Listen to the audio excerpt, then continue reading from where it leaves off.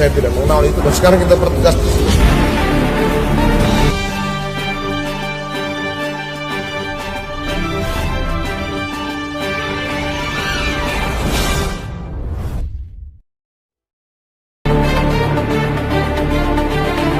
Kalau tidak mampu membersihkan ekor, maka kepalanya yang saya potong.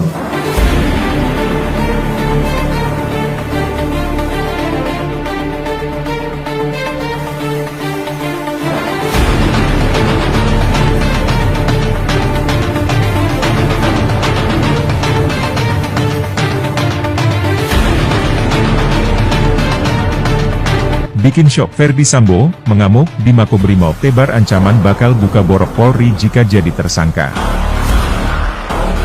Sebelum lanjut, jangan lupa untuk like, follow, subscribe, dan share, karena berbagi itu indah.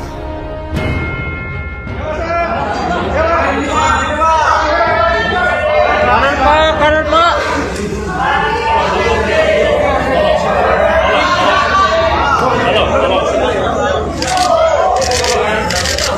Mengagetkan, akun Twitter @agle_ben menyuitkan tentang kondisi Ferdy Sambo ketika sedang diperiksa. Katanya Ferdy Sambo mengamuk dan berteriak serta mengancam akan membongkar semua yang ia tahu jika ditetapkan sebagai tersangka.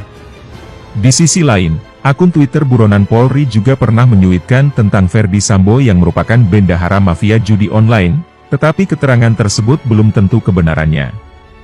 Sedangkan Baradae dalam pengakuannya, mengatakan bahwa tidak ada adegan tembak antara dirinya dengan Brigadir J, sehingga adegan baku tembak itu adalah rekayasa semata. Baradae juga berkata, bahwa banyak keterangan bohong yang ia ucapkan. Kasus kematian Brigadir J bisa saja menjadi bom waktu bagi Polri, semua kebusukan-kebusukan Yanak ada di dalamnya lambat laun akan terbongkar. Tentu saja, pengusutan kasus kematian Brigadir Nofriansyah Yosua Huta Barat alias Brigadir J makin menarik sorotan publik.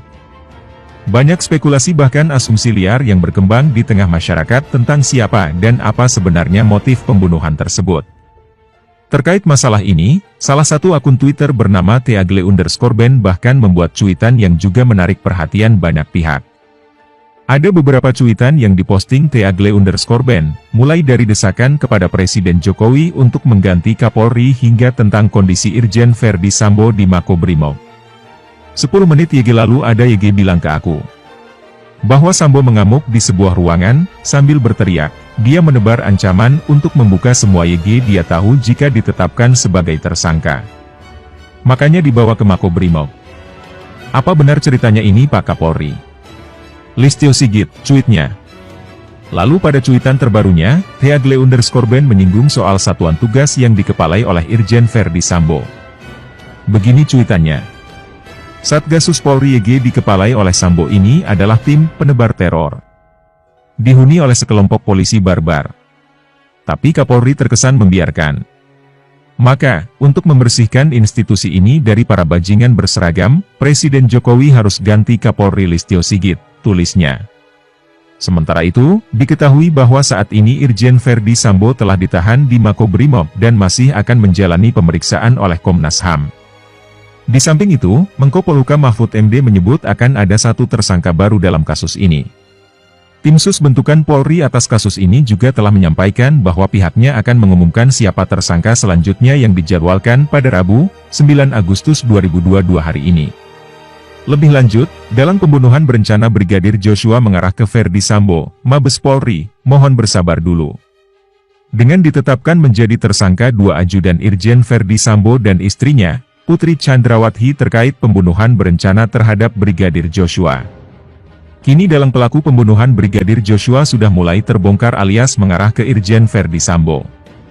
Belum lagi Irjen Ferdy Sambo saat ini sudah dilakukan penahanan perihal kasus pelanggaran kode etik. Perihal perkembangan kasus tersebut, Kabag Penum Polri, Kombes Nurul Azizah mengatakan agar semua pihak bersabar atas perkembangan penyidikan penyebab kematian Brigadir Joshua, termasuk dalam pelaku pembunuhan Brigadir Joshua. Kasus Brigadir Joshua.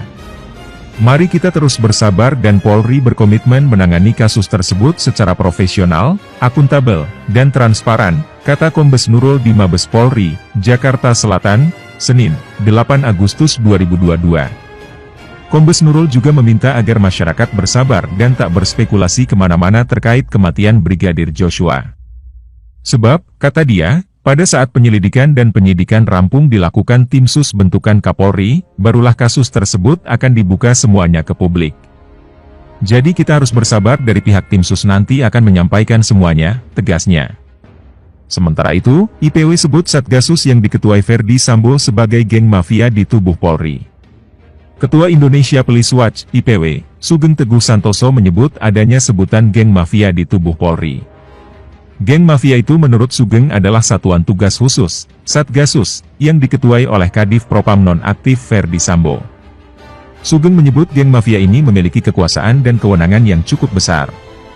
Namun, mereka menyalahgunakan keperuntukan wewenangannya tersebut. Ini yang menjadi catatan saya, bahwa di dalam kepolisian diduga terdapat geng mafia, yang memiliki kekuasaan yang cukup besar atas kewenangan yang diberikan, tetapi kemudian wewenang tersebut disalahgunakan. Kami mendeteksi bahwa beberapa nama tersebut masuk di dalam satu tim yang dinamakan Satgasus. Ini diketuai Ferdi Sambo dan beberapa orang juga terlibat, kata Sugeng. Sugeng mengatakan di dalam Satgasus tersebut termasuk di antaranya tersangka Baradae dan Brigadir R. Sebelumnya, Inspektorat Khusus, Irsus, juga melakukan pemeriksaan terhadap 25 personel polisi terkait kematian Brigadir J. Menurut Sugeng, dari 25 personel Polri tersebut juga masih dimungkinkan masuk dalam Satgasus tersebut. Ada Baradae, Brigadir Riki bagian dari Satgasus, kemudian yang ditangkap dan ditahan dari 3 Polres Jakarta Selatan dan 1 dari Polda Metro Jaya juga dari Satgasus. Nah, harus diteliti 25 orang ini apakah kemudian juga dari Satgasus. Saya duga masih ada kelompok lain, jelasnya. Mengenai 25 personel Polri yang diperiksa oleh Irsus tersebut terkait pelanggaran kode etik dalam penanganan kasus Brigadir J. Bagi Sugeng, kasus ini telah menunjukkan adanya satu solidaritas ngawur. Jadi tindakan pelanggaran kode etik ini terstruktur, masif dan sistematis, katanya. Sugeng lantas menjelaskan lebih lanjut, letak sistematisnya terletak pada penghilangan sepaket barang bukti. Sementara itu, disebut terstruktur karena melibatkan Jenderal Bintang 2, sampai pada Tamtama. Adapun disebut bahwa kasus Brigadir J ini masif karena melibatkan berbagai kesatuan. Jadi saya melihat sepertinya ada geng ini, dalam tanda kutip geng kejahatan di institusi kepolisian, tegas Teguh. Diwartakan Tribun News sebelumnya, Sugeng meminta Polri agar mempidanakan Ferdi Sambo terkait ketidakprofesional dalam olah TKP kasus tewasnya Brigadir J. Sugeng pun menganggap, jika Ferdi Sambo terbukti melakukan ketidakprofesionalan maka menurutnya tidak cukup dihukum dengan proses etik tetapi perlu adanya proses pidana. Penempatan Ferdi Sambo di Makobrimob adalah untuk melancarkan proses pemeriksaan Irsus, Inspektorat Khusus, maupun Tim Sus. Pemeriksaan saat ini diketahui adalah terkait dengan pelanggaran kode etik berat yaitu merusak TKP dan menghilangkan bukti, pistol, proyektil, dan lain-lain. Dalam pelanggaran kode etik tersebut juga termasuk perbuatan pidana yaitu melanggar pasal 221 KUHP Yungto pasal 233 KUHP dengan ancaman penjara 4 tahun, katanya. Selain itu, jika Ferdi Sambo juga terbukti untuk menyuruh orang lain untuk mengambil CCTV terkait kasus ini maka dapat dipidanakan dengan pasal berlapis. Bahwa bila terdapat juga perbuatan menyuruh mengambil CCTV yang bukan miliknya maka dapat juga dikenakan pasal 365 KUHP Yungto pasal 56. Ancamannya 6 tahun penjara, jelasnya. Lebih lanjut, Ferdi Sambo ditahan, Kapolri akan umumkan langsung tersangka baru penembakan Brigadir Yosua. Kapolri Jenderal Listio Sigit Prabowo akan mengumumkan perkembangan kasus penembakan Brigadir J alias Nofriansyah Yosua Huta Barat di rumah dinas mantan Kadif Propam Irjen Ferdi Sambo, beberapa waktu lalu. Irjen Ferdi Sambo sendiri telah ditahan di Rutan Makobrimob Kelapa II, Depok, Jawa Barat. Dia terbukti melakukan pelanggaran kode etik karena telah menghalang-halangi proses penyidikan yang dilakukan oleh tim penyidik.